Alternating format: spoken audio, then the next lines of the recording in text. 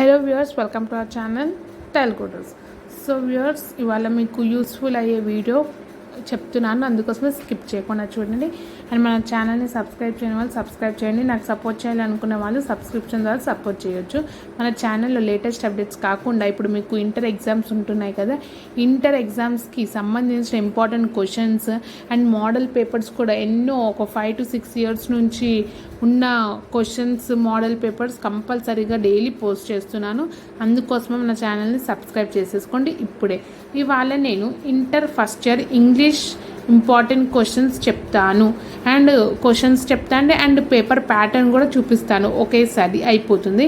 So duration వచ్చేసి 3 hours, marks వచ్చేసి 100 marksకి రాయాలి. అయితే ఫస్ట్ సెక్షన్ ఏలో వచ్చేసి అనోటేట్ ఎనీ 2 of the following. ఇక్కడ 5 beats ఉన్నాయి కదా, టోటల్ 8BCDE ఉంది, ఈ వరకునే. అందులో మీరు ఎనీ 2 రాస్తే చాలు. ఒక్క ఆన్సర్ 4 marks ఉంటుంది. 2 into 4 = 8 marks. ఫస్ట్ బీట్ అయిపోయింది. నెక్స్ట్ బీట్ కూడా సేమ్ అదే.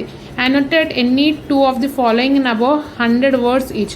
సో టోటల్ 5 ఉన్నాయి, అందులో 2 ఆన్సర్స్ రాస్తే చాలు. ఒకటి 4 marks, 2 into 4 8 marks వచ్చేస్తాయి. నెక్స్ట్ థర్డ్ బీట్ కూడా అలాగే 5 ఉంటాయి, అందులో ఎనీ 2 రాస్తే చాలు. అది కూడా 100 words ఉండాలి. 4 marks. 4 marks అంటే ఒక 1 page అంత రాయాలి. 2 into 4 8 marks. Same third and fourth beat కూడా సేమే. ఓకేనా? 5 ఉంటాయి, సేమ్ 2 ఆన్సర్స్ అటెంప్ట్ చేయాలి. ఒక్క ఆన్సర్ వచ్చేసి 4 marks ఉంటుంది. 2 into 4 8 marks అనేది వస్తాయి. ఇలా 5th బీట్ వరకు అన్నీ అలానే ఉన్నాయి. ఆన్సర్ ది ఫాలోయింగే అన్నీ. అది కూడా 5 నుంచి 2 రాయాలి కంపల్సరీగా. మర్చిపోకండి, మీరు 5 out of 5 రాసేయగలరు. క్వశ్చన్ బాగా చదివితే మీకు అప్పుడు వస్తుంది. సో సెక్షన్ ఏ అంతా అలానే 5 ఇస్తారు, 2 రాస్తే చాలు. నెక్స్ట్ సెక్షన్ బిలో వచ్చేసి read the paragraph careful and answer in 4 of the questions. So paragraph చదవండి. చదివాక 6 questions ఉన్నాయి, అందులో మీరు ఏవైనా 4 ఆన్సర్స్ అటెంప్ట్ చేస్తే చాలు. ఒక్క ఆన్సర్ 1 mark. 4 into 1 4 marks వచ్చేస్తుంది.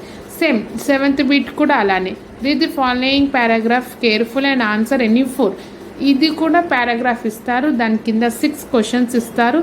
దాంట్లో మీరు ఏవైనా 4 ఆన్సర్స్ అటెంప్ట్ చేయండి. 4 into 1 4 marks. సో ఒక్క ఆన్సర్ వచ్చేసి 1 mark ఉంటుంది. నెక్స్ట్ సెక్షన్ సిలో note answer of this session must be written at 1 place in the same serial order.